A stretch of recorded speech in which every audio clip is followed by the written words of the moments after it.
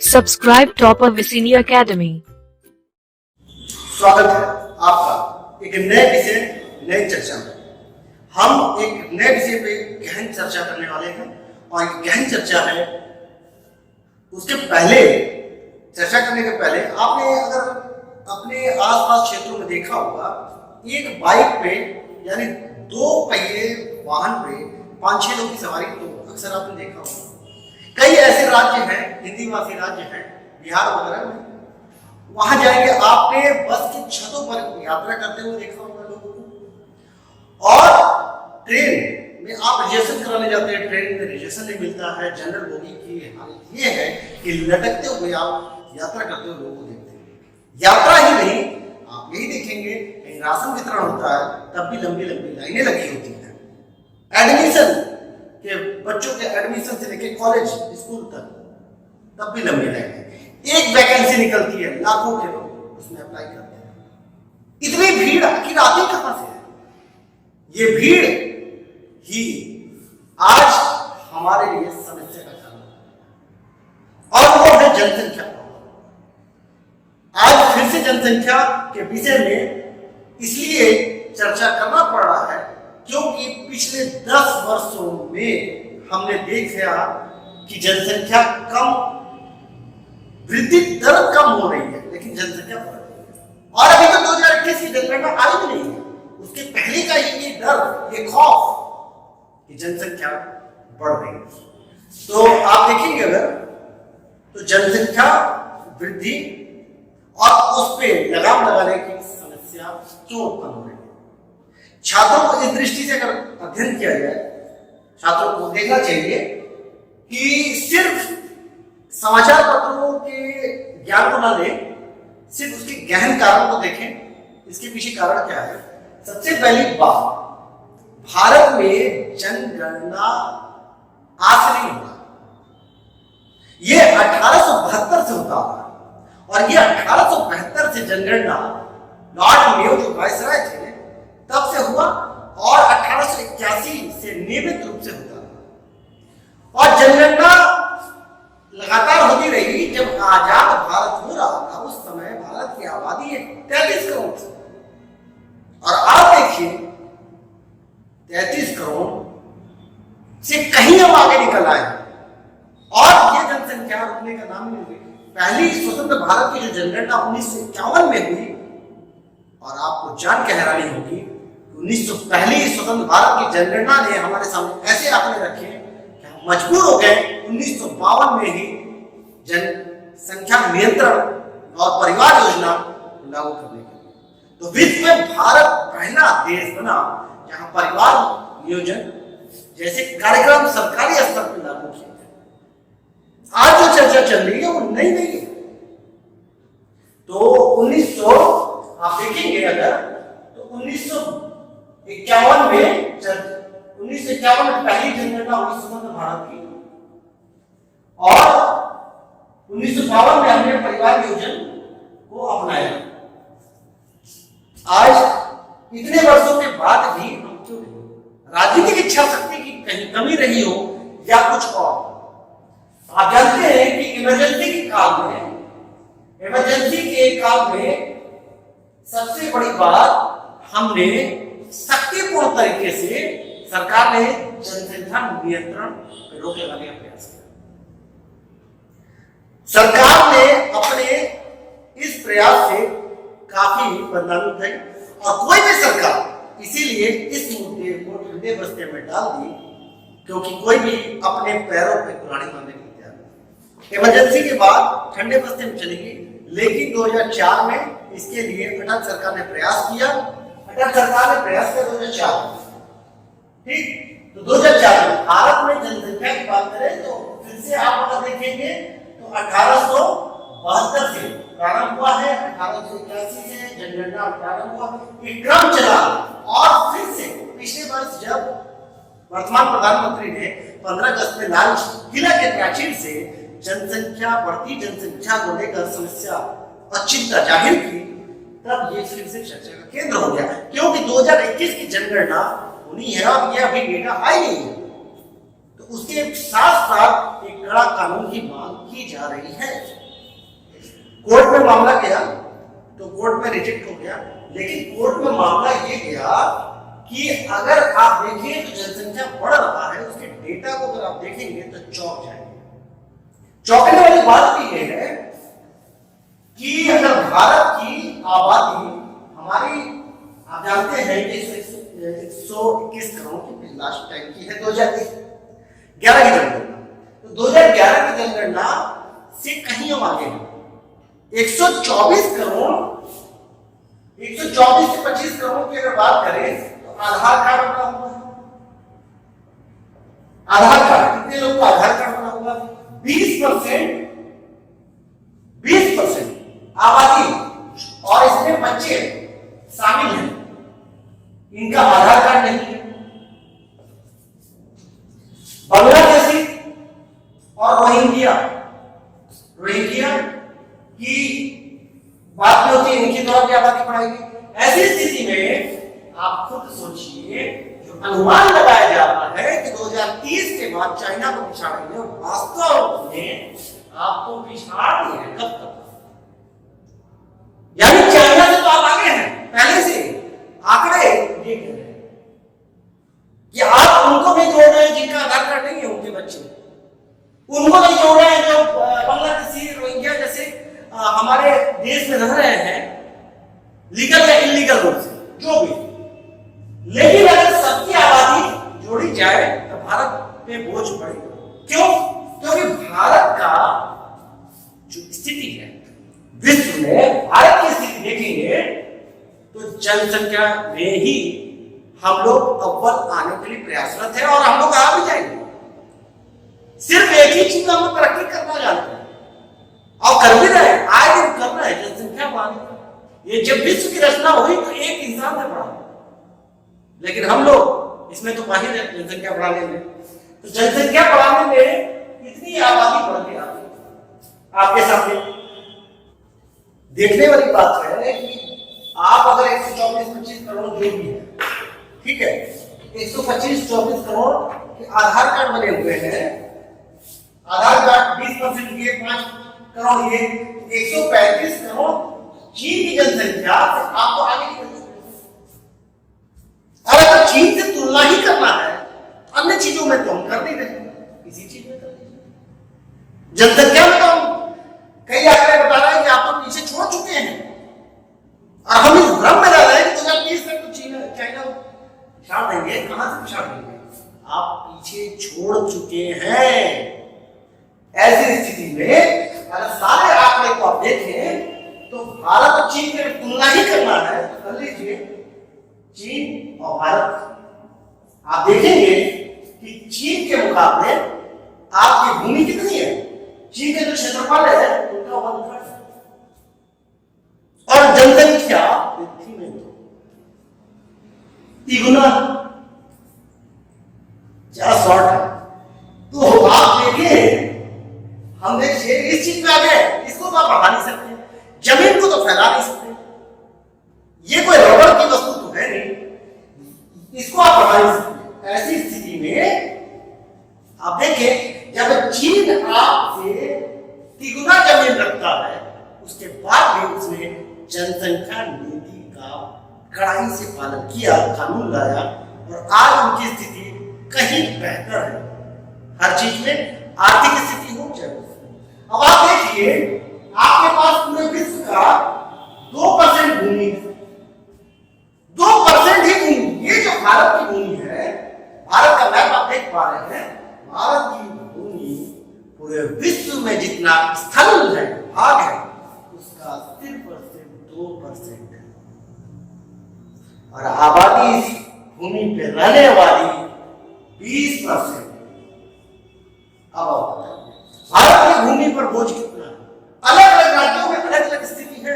जहां उत्तर प्रदेश सबसे बड़ा जनसंख्या की दृष्टि से सबसे बड़ा राज्य है, वहीं सिक्किम सबसे छोटा राज्य है।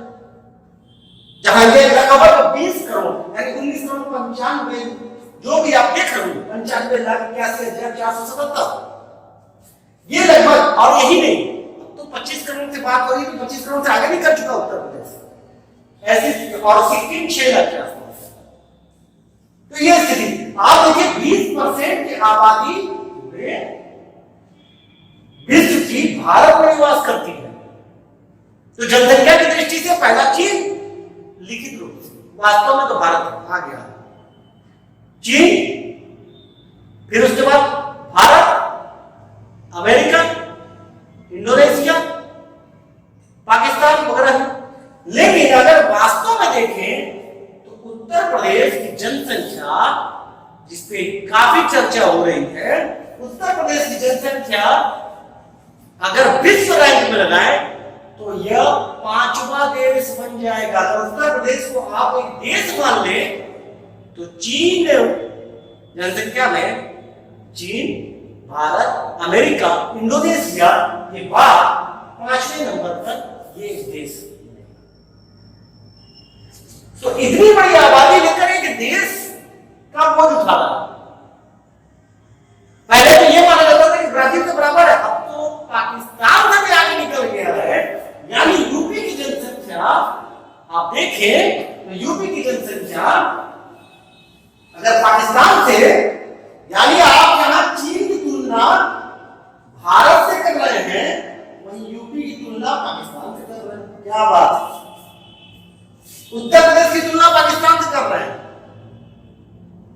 और 10 की वृद्धि 10 सालों में जो ग्रोथ होता है वो लगातार बढ़ता जा रहा है। इसी कारण से आपके पास संसाधन सीमित है और जनसंख्या वृद्धि लगातार बढ़ रही है। अगर छात्रों इस दृष्टि से देखें,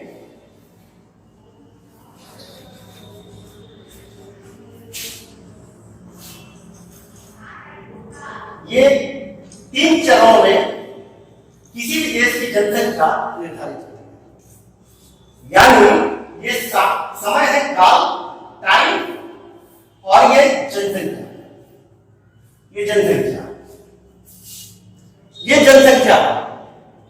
आप देखिए किसी देश की जनदर, ये जनदर है, और उसी तरह ये मृत्यु दर, मृत्यु दर।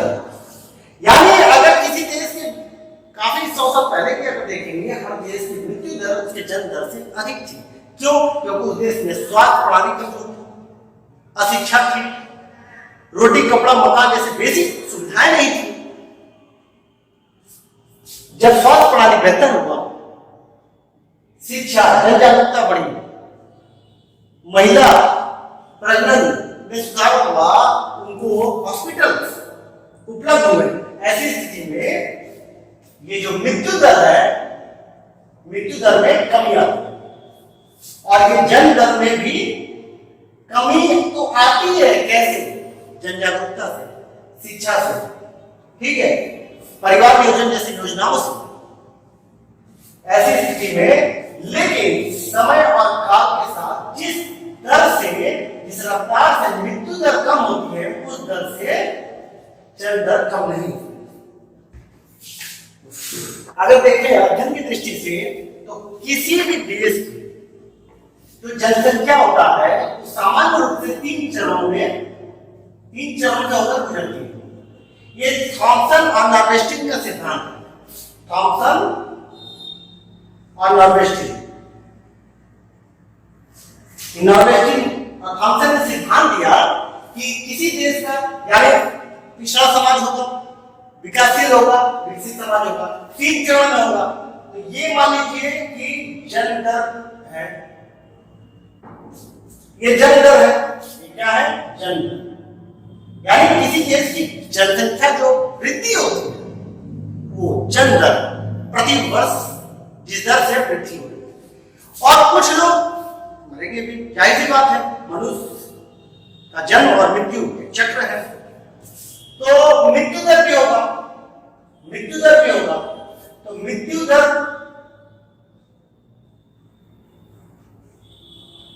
और ये मृत्यु दर, तो आप देख पाएंगे ये जो मृत्यु दर है ये भी 3 चक्र से साथ साथ गुजर रही है। उस देश में मरने वालों की संख्या, जन्म लेने वालों की संख्या, यानी जन्म लेने वालों की संख्या मरने वालों से अधिक रही है।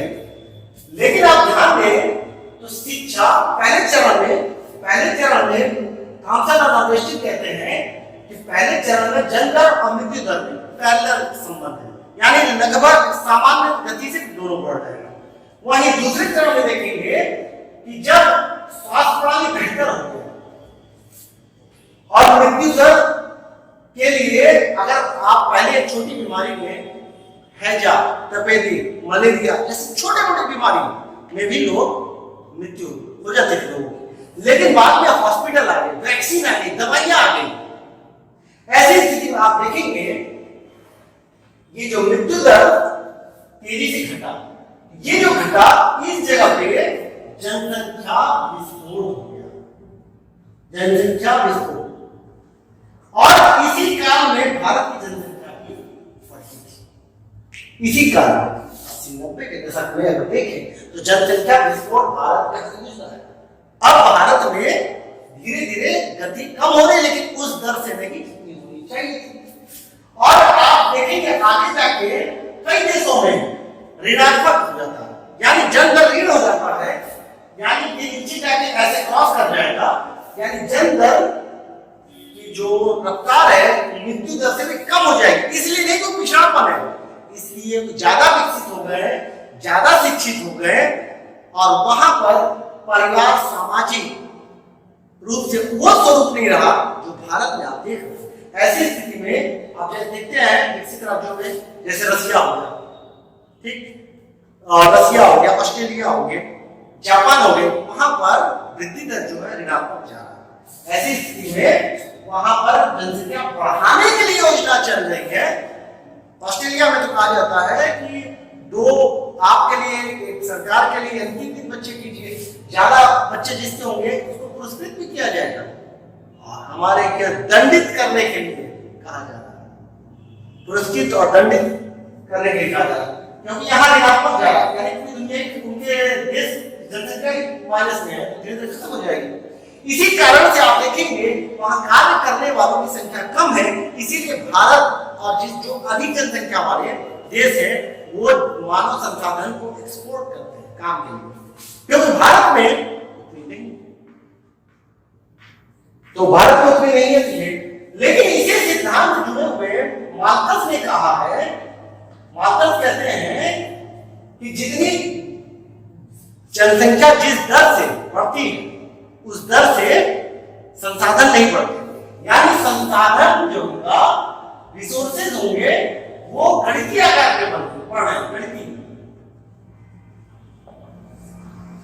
नॉर्मल तरीके से, जबकि आपकी जनसंख्या जो है वो ज्यामितीय आकार में बढ़ रही है, ज्यामितीय आकार, यानी गणितीय आकार में मतलब 2 + 2 + 2 ऐसे करते हैं, 2 या 1 इस तरीके से बढ़ेंगे, और ज्यामिति में 2 × 2 × 2 × 2 आप बताइए जिस रफ्तार से बढ़ रही है दोनों के बीच गैप हो जाएगा, और वो जनसंख्या जो कभी आपके लिए संसाधन थे आज समस्या बन जाएगी, आज समस्या बन जाएगी। इस संदर्भ में अगर इस सिद्धांत में अगर भारत को देखेंगे तो भारत की स्थिति ये रही है कि भारत 1921 से पहले, यानी 1921 में धीमी गति से बढ़ा, यानी स्लो था जनसंख्या वृद्धि, क्योंकि जो 1911 से 21 का दौर था वो धीमी गति थी। इसलिए नहीं कि बड़े शिक्षित हो गए हम लोग, स्वास्थ्य प्रणाली बेहतर हो गई, जन जागरूकता हो गई, इसलिए नहीं गति कम हो गई, जन दर घटी नहीं थी, मृत्यु दर बढ़ गई, यानी बीमारी का दौर था, बीमारी का आपदाएं का दौर था। आपदाओं के कारण ही यहाँ मृत्यु दर जो है जन दर से अधिक हुई, जिसके कारण ऋणात्मक स्थिति धीमी गति हो गई। फिर उसके बाद आप देखें 1921 से 1951 तक ये फिर निरंतर बढ़ा, यानी कंटिन्यू फिर बढ़ता एक अपना गति से। फिर देखें अगर 1951 की स्थिति से 1981 का देखें तो यही दौर था तीव्र गति से बढ़ा, तीव्र गति से, यानी लोग अपने उतनी जागरूकता नहीं थी तो अपने बच्चों को अधिक से अधिक 10-12 जन्म देने लगे। और अगर आप इस दौर में देखेंगे तो अगर आसपास क्षेत्रों में गौर फरमाए तो आप देखेंगे कि सबकी जनसंख्या ऐसे ही है। अपनी पिछली पीढ़ियों को छात्र देखिए आप लोग तो देखेंगे कि अपने रिश्तेदारों में भी देखेंगे तो उनके 10-12 बच्चे ऐसे रहेंगे, किसी के भी 8-10 से कम नहीं आपको मिलेंगे, ज्यादा जनसंख्या है। तो ये 1900 यही दौर था जहां जनसंख्या विस्फोट हुआ, यानी जनसंख्या विस्फोट। फिर उसके बाद अभियान को तेज किया गया और आप जानते हैं कि 1981 के जस्ट पहले इमरजेंसी थी, जहां पर कड़ाई से इंदिरा गांधी के काल में जबरदस्ती तरीके से भी कहिए नसबंदी योजनाएं वगैरह चलाई गई। वो अलग विषय है, इसमें विवाद होता है कि कॉलेज से पकड़ के नौकरी से पकड़कर कई लोगों को रास्ते में नसबंदी करा दिया गया। तो कई स्थितियां रही, फिर इसलिए 81 से थोड़ा सा अभियान को तेज किया गया, इसीलिए ये फिर से धीमी गति हो गई। तो ये भारत की स्थिति थी, लेकिन वास्तव में भारत की स्थिति इतना प्रयास होने के बाद भी आप देख रहे हैं विश्व में सबसे पहले भारत ने ही जनसंख्या नियंत्रण और परिवार नियोजन जैसे कार्यक्रम को सबसे पहले भारत ने अपनाया 1952 में। उसके बाद भी भारत की स्थिति आज सबसे अधिक भयावह होती जा रही है, क्योंकि आपका जन्म दर आज भी बरकरार है तेजी से, जिस गति से कम होनी चाहिए उस समय नहीं होगी। अगर 1 मिनट की चीन और भारत की तुलना किया जाए तो चीन में 1 मिनट में प्रति मिनट की बात करें तो 11 बच्चे जन्म दे रहे हैं, जैसा कि तिगुना, और भारत में 33 बच्चे, यानी 33 यानी तिगुना, ये गति है भारत। तो आप कितनी तेजी से बढ़ रहे हैं। और यही नहीं, कितने सर्वे में रिपोर्ट आई है कि 50% भारत की समस्या, चाहे वो संसाधन हो, चाहे नौकरी की समस्या हो, चाहे स्वास्थ्य प्रणाली हो, चाहे कुछ भी। इस बार आपने देखा कि कोरोना के कारण भीड़ भाड़, भारत में इतनी घनी आबादी है कि कोरोना आसानी से पैर पसारने लगा।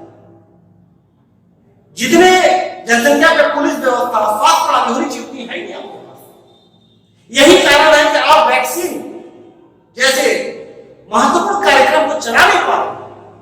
भारत में कोई भी योजना पूरी तरह सफल नहीं होती। उसके पीछे सिर्फ और सिर्फ कारण, जो 50% की समस्या का जड़ है, आपका जनसंख्या। कौन सी आप ट्रेन चला देंगे, कौन सी फ्लाइट चला देंगे, कौन सा हॉस्पिटल बना देंगे जहां सबका इलाज हो जाए। न तो आपका उसमें संसाधन, न तो भूमि है, न तो जनसंख्या, न तो शिक्षित है, न तो क्या है। उतने संसाधन में अगर एक व्यक्ति के 4 बच्चे हैं और वो व्यक्ति 10,000 रुपए कमाता है और एक व्यक्ति के पास उतना ही कमाता है, उससे कम कमाता है, 5,000 कमाता है और उसके एक बच्चा है, तो अगर उसको बांटना पड़े तो 4 बच्चे को बांटेगा 10,000 में, 2,500 रुपए उसके हिस्से में जाएगा। लेकिन अगर एक लड़के को बांटेगा तो 5,000, यानी फिर भी वो फायदा। और यह भी रिपोर्ट आई है कि 80% केसेस, यानी जितने 80% भारत में जो क्राइम होता है, जो 80% क्राइम है, वही लोग ज्यादा इन्वॉल्व हैं जिनके माता पिता ने हम दो हमारे दो वाले कॉन्सेप्ट को नहीं अपनाया, यानी जिनके बच्चे ज्यादा, वो न तो शिक्षा पे ध्यान दे पाए, न तो परवरिश पे ध्यान दे पाए, न तो उनको अच्छा रोजगार मिला। ऐसी स्थिति में क्राइम में जाना उनका संभावना और इसलिए देश में क्राइम जैसी समस्याएं भी विकराल है। बेरोजगारी की समस्या इसी कारण से। तो ये स्थिति है भारत की शुरू से लेकर अब तक जो हम चल रहे हैं। अगर देखें तो आपने देखा कि भारत में जनसंख्या का जो चरण था वो भी सिद्धांत से चल रहा है। तो ऐसा नहीं है कि भारत में प्रयास नहीं किए गए हैं। अगर प्रयास की बात करें तो जनसंख्या नियंत्रण के लिए प्रयास जरूर किए गए हैं। हाँ, ये है कि अधिक शक्तिशाली तरीके से और या उदारवादी तरीके से।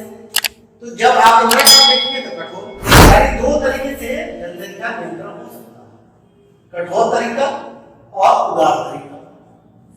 कठोर तरीका नियम और कठोर कानून बनाना, और उदार तरीका जो है जन जागरूकता फैलाकर लोगों को शिक्षित करके जनसंख्या नियंत्रण के प्रति लोगों को जागरूक किया जाए। जैसा कि प्रधानमंत्री जी ने भी कहा कि जनसंख्या नियंत्रण करना राष्ट्रभक्ति का कार्य है। क्यों?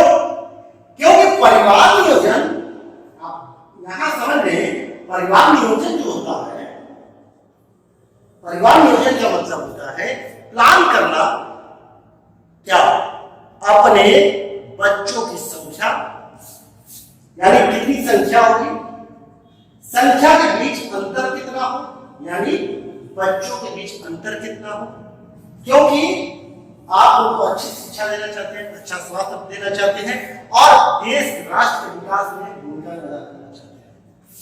तो ऐसी स्थिति में आप देखेंगे कि परिवार नियोजन अगर हर व्यक्ति अपनाए, परिवार नियोजन का कॉन्सेप्ट को अपनाए तो जनसंख्या नियंत्रण हो सकता है। जनसंख्या नियंत्रण का मतलब है जनसंख्या की बढ़ती गति दर को कृत्रिम तरीके से नियंत्रित करना, कृत्रिम तरीके से नसबंदी से, गर्भ निरोधक गोलियों से या अन्य प्रॉपर्टी वगैरह जितने भी स्वास्थ्य प्रणालियां हैं उनका उपयोग करते हुए जनसंख्या नियंत्रण को करना। अब यहां पर ध्यान दीजिएगा, जनसंख्या नियंत्रण करना जन दर को नियंत्रण करना नहीं, यानी जन दर को तो नियंत्रित कर रहे हैं, कमी कर रहे हैं, यानी जन को नियंत्रित नहीं कर रहे हैं, किसी को जबरदस्ती जन देने से मना नहीं कर रहे। ये है तो भारत में भी स्थिति वही रही, विभाजन वर्ष रहा। आपने ये सब पूरा चार्ट देखा तो भारत में प्रयास कठोर तरीके से इंदिरा गांधी के काल में हुआ, उदार तरीके से हम 1952 में चले जा रहे हैं और इमरजेंसी के काल में आप देखिए तो यहां पर कठोर तरीके से किया गया प्रयास है। ऐसी स्थिति में अगर संवैधानिक प्रावधानों की बात करें, अभी जो चर्चा चल रही है कि उत्तर प्रदेश में कठोर कानून लाया जा रहा है, कठोर कानून लाया जा रहा है। इसके पीछे रीजन जो है आप देखेंगे, उत्तर प्रदेश में सबसे ज्यादा आबादी है। जैसा कि मैं बताया कि उत्तर प्रदेश अगर कोई देश होता तो 5वें देश में आता और पाकिस्तान देश की जनसंख्या ज्यादा है। ऐसी स्थिति में कोरोना वैक्सीन जैसे अन्य योजनाएं, चाहे स्वास्थ्य प्रणाली से जुड़ा हो, चाहे लोगों के विकास से जुड़ा हो, चाहे पेंशन हो, चाहे आवास हो, यानी अगर पूरी रिपोर्ट की बात करें तो 10 करोड़ आवास जब तक आप देंगे, 10 करोड़ आवास देंगे बड़ा टाइम लगेगा, क्योंकि इसके पीछे कारण है कि जब तक 1 करोड़ आवास आप बनाकर तैयार करेंगे 10 करोड़ मार्क अपने आप बढ़ जाएगा। अब इतना भयावह स्थिति है कि न आपके पास स्वास्थ्य प्रणाली होगी, न तो स्कूल होंगे, तो कॉलेज होंगे। ऐसी स्थिति में उत्तर प्रदेश में ये बात हो रही है कि क्या राज्य सरकार ऐसे कानून बना सकती है अथवा नहीं, ऐसे कानून बनाने का अधिकार राज्य सरकार को है अथवा नहीं। तो आप जानिए कि संविधान में अनुसूची 7 है जो सूचियों के बंटवारे का है, यानी केंद्र सूची, राज्य सूची और ये समवर्ती सूची। केंद्र सूची के विषय जो दिए गए हैं, केंद्र सूची यानी सुरक्षा का, रक्षा का, डिफेंस वगैरह जितने भी आते हैं, रेल वगैरह सब केंद्र सूची। राज्य सरकार में आप जानते हैं परिवहन बसें चला रही हैं, बिजली वितरण कर रही है, तो ऐसे जितने कार्य राज्य सरकारें करती हैं। समवर्ती सूची में भी कुछ है जो केंद्र और राज्य दोनों करती हैं, लेकिन अगर केंद्र सरकार कानून बना देता है तो राज्य सरकार पे ओवरलैप हो जाता है, यानी राज्य सरकार पर लागू हो जाता है।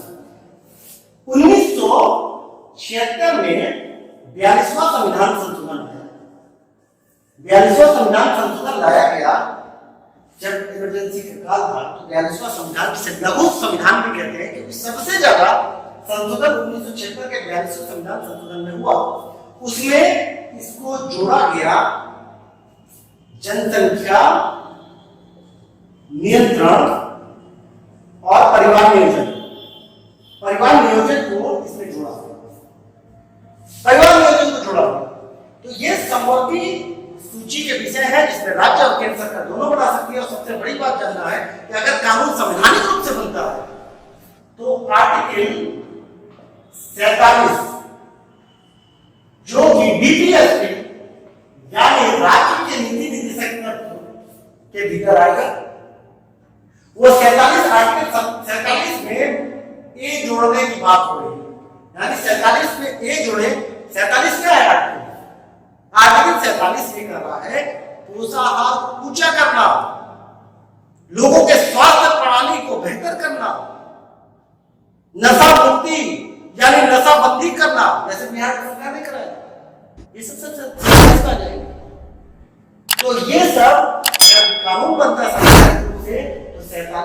ए में प्रावधान किया जा सकता है और ये राज्य सरकार अपने कानून बना सकती है। राज्य का उत्तरदायित्व है डीपीएससी में राज्य करे। लोगों को बेहतर स्वास्थ्य प्रणाली कैसे बेहतर होगा? आपने देखा कि कोरोना वैक्सीन लोग मिल रहा, स्वास्थ्य गिर रहा, स्वास्थ्य प्रणाली को बेहतर करने के लिए जनसंख्या नीति बनाने की आवश्यकता पड़ी तो बनाया जाए। ऐसी स्थिति में आप देख रहे हैं कि राज्य सरकार और केंद्र सरकार इसमें दोनों पहल कर सकती है। समवर्ती सूची होने के विषय में ये दोनों को अधिकार देता है संविधान कि वो आवश्यक हो तो राज्य के हित में कोई कानून बनाए और वो जनसंख्या कानून चूंकि समवर्ती सूची से जुड़ा हुआ है इसलिए कानून हो सकती है। सबसे बड़ी बात उत्तर प्रदेश में इसलिए भी दबाव हो रहा है बनाने की उत्तर प्रदेश में समस्या जनसंख्या की वजह से अधिक हो रही है और विधि आयोग राज्य विधि आयोग ने जो आदित्य नारायण राज्य विधि आयोग के चेयरमैन हैं उन्होंने इसके विषय में रिपोर्ट दे रही है ताकि सरकार इस पे कदम उठाते हुए कठोर कानून बनाया जाए। इसके पहले ऐसा नहीं कि उत्तर प्रदेश पहला राज्य है, असम में भी आप देखेंगे तो इसके पहले कानून बने हैं। असम के साथ 11 राज्यों में चल रहे हैं और आपको जानकर आश्चर्य होगा कि उत्तर प्रदेश में ऐसा नहीं है कि पहली बार कानून होने जा रहा है। जनसंख्या से संबंधित कई योजनाएं साइलेंट मोड पे चल रही है, जैसे कन्या सुमंगला योजना जो कि उत्तर प्रदेश का बहुचर्चित योजना आपको पता होना चाहिए इसमें उन्हीं को लागू होता है जिनके 2 बच्चे हों, यानी बच्चियों के लिए लड़कियों के लिए अगर दोनों लड़की है दोनों तब भी, अगर दो में से एक लड़की है तब भी, अगर 2 में 3 लड़की है तो इसमें किसी लड़की को भी प्राप्त नहीं होगा, यानी उस माता पिता को इसका लाभ नहीं मिलेगा। बच्चियों के जन्म को यानी लड़कियों के प्रति जो भेदभाव है उसको मिटा दिया जाए, उसमें पैसा दिया जाता है जन्म से लेकर टीकाकरण से लेकर जब कक्षा 5 में जाती है, 8 में जाती है, हाई स्कूल, इंटर और बीए ग्रेजुएशन तब तक पैसे दिए जाते हैं।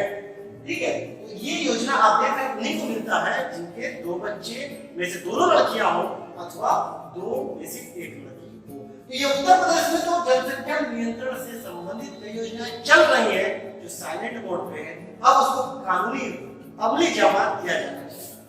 और यही नहीं, उत्तर प्रदेश में ही सबसे पहला जो जनसंख्या और परिवार नियोजन का अपनाया, आपको जानना चाहिए, अयोध्या के राजा भगवान रामचंद्र। पौराणिक कथाओं के अनुसार आप देखेंगे तो श्री रामचंद्र के लव कुश 2 बच्चे थे, यानी 2 बच्चे अच्छे का जो कॉन्सेप्ट है छोटा परिवार वो श्री रामचंद्र जी के समय से चला आ रहा है। रामायण काल के आप उनके सभी भाइयों को 2 से किसी ज्यादा बच्चे किसी के नहीं थे। तो आप ये कोई नया नहीं है, यानी उत्तर प्रदेश का पहला नागरिक देखा जाए तो श्री रामचंद्र इसको अपनाए और ऐसी स्थिति में वर्षों से ये परिवार नियोजन का कार्यक्रम चल रहा है। इसके लिए प्रयास भी किए गए कानूनी रूप से भी। अटल सरकार के समय 2000 में जनसंख्या आयोग बना और वेंकट चलैया इन्होंने रिपोर्ट दिया जनसंख्या पे 2004 में, क्योंकि सरकार गिर गई इसलिए कानून नहीं बन पाया। इसी वेंकट चलैया ने आरटीआई, जन सूचना अधिकार, राइट टू फूड यानी भोजन का अधिकार, राइट टू एजुकेशन यानी शिक्षा का अधिकार, सब ने इन्हीं ने दिया। लेकिन सबका सुझाव जो इन्होंने दिया वो लागू हो गया, लेकिन जनसंख्या पे इच्छा शक्ति की कमी के कारण यानी राजनेता या कहिए जो विभिन्न कारणों से जनसंख्या वोट बैंक समझने वाले ने इसको लागू नहीं कर पाया। जनसंख्या नीति थोपा नहीं जाना चाहिए, किसी धर्म से नहीं जुड़ा होना चाहिए, ये राष्ट्र हित में होना चाहिए। तो ऐसी स्थिति में जनसंख्या नीति कोई नया नहीं है। उत्तर प्रदेश से पहले असम ने भी कड़ाई से लागू किया है। अगर उत्तर प्रदेश में लागू किया जाएगा तो मांग ये की जा रही है वोट देने का अधिकार खींचना जा सकता है।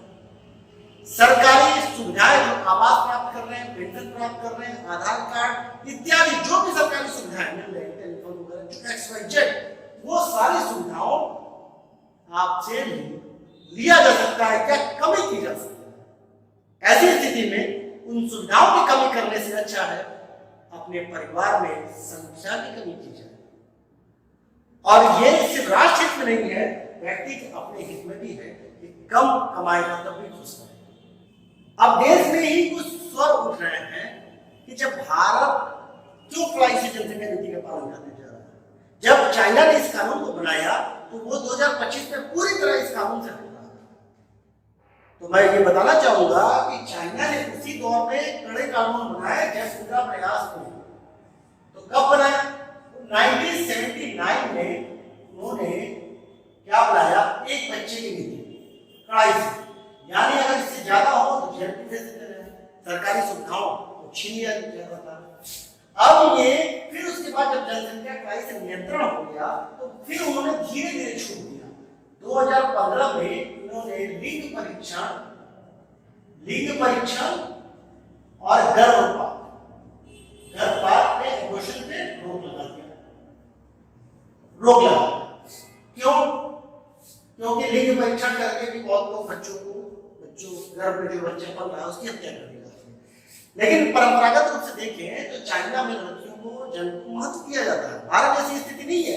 भारत में हरियाणा वगैरह में आप जानते हैं ये जो बेल्ट है हिंदी भाषी बेल्ट, वहां की स्थिति कुछ और है। आप देखेंगे कि शिक्षा का बड़ा प्रभाव पड़ता है। दक्षिण भारत में ये जो दक्षिण भारत है ये बेल्ट है, यहाँ पर जनसंख्या वृद्धि दर कम है, उतनी नहीं है जितनी हिंदी भाषी बेल्ट है। राजस्थान, उत्तर प्रदेश, बिहार, छत्तीसगढ़, मध्य प्रदेश, इधर का जो बेल्ट है यानी बीमारू राज्य,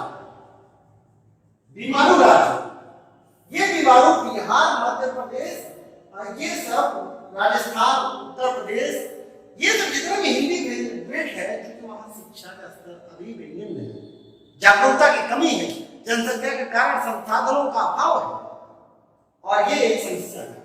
तो ये स्थिति यहाँ नहीं है दक्षिण भारत में। दक्षिण भारत में शिक्षा का स्तर ठीक है उत्तर भारत से। अब देखिए वही बात हो गई कि जहाँ चाइना ने अपने शिक्षा स्तर को भी ठीक कर लिया, लोगों में जागरूकता भी आ गई। पहले कड़ाई से बच्चे का जन्म की बात हुई, फिर 2015 में लिंग परीक्षण गर्भपात पर रोक हो गया। अब 2016 में उन्होंने 2 बच्चे की नीति को अपनाया, 2 बच्चे की नीति को अपना लिया और 3 मई 2021 को 3 बच्चे की नीति को अपनाया। यानी अपने जो जनसंख्या पिरामिड है, जनसंख्या पिरामिड उसके स्वरूप को बैलेंस करना, यानी बुजुर्गों की संख्या बढ़ गई है तो नवजात की संख्या को बढ़ाना, ताकि आगे जाके युवाओं की संख्या और नवजातों की संख्या बढ़े और जो वृद्ध जन है वो बोझ न बने, आश्रित जनसंख्या की आश्रित जो एज है वो ज्यादा न हो। ऐसी स्थिति में किसी भी देश को, किसी भी राज्य को, किसी भी क्षेत्र को अपने हित में अलग अलग समय काल में कानून बनाने पड़ते हैं। और अगर कोई राज्य इसमें कदम उठा रहा है तो वो गलत नहीं है, बशर्ते किसी इस कदम को धर्म के आधार पर न जोड़ा जाए, न ही चुनावी मुद्दा बनाया जाए और ये देश प्रदेश के हित में होना चाहिए। और बैंडेड चलेगा जैसे कमेटी ने पहले भी रिपोर्ट दिया है, बहुत प्रयास हुए हैं और आज भी प्रयास हो रहे हैं। भारत विश्व में सबसे पहला देश है, लेकिन स्थिति ये है कि उसके बाद भी उचित परिणाम नहीं आए, जिससे चिंता का विषय बना। हमने इसको कई एंगल से समझने की कोशिश किया, बताने के लिए बहुत कुछ है, बहुत फैक्ट है, लेकिन जो कॉन्सेप्ट समझना है वो जरूरी था कि क्यों स्थिति है, जो संसाधनों के बीच जनसंख्या वृद्धि के बीच जो गैप हुआ है उसे समय के साथ रोकना बड़ा जरूरी है, नहीं तो आने वाली पीढ़ी हमें कभी नहीं माफ करेगी। इसके लिए हम तैयार हैं। और जो 2 बच्चे की नीति है, 2 बच्चे कम बच्चे या हमारे 2 का जो कॉन्सेप्ट है उसको अपनाना चाहिए। बाल कवि बैरागी ने इसको इस कॉन्सेप्ट को दिया था, वो कहीं न कहीं बहुत उचित है और उसको समझने की जरूरत है। समय की भी यही मांग है कि आप और हम मिलकर इस अभियान को चलाएं और सफल बनाएं। राष्ट्र की जय हिंद, जय Bharat. Thanks for watching. Please like, subscribe and share.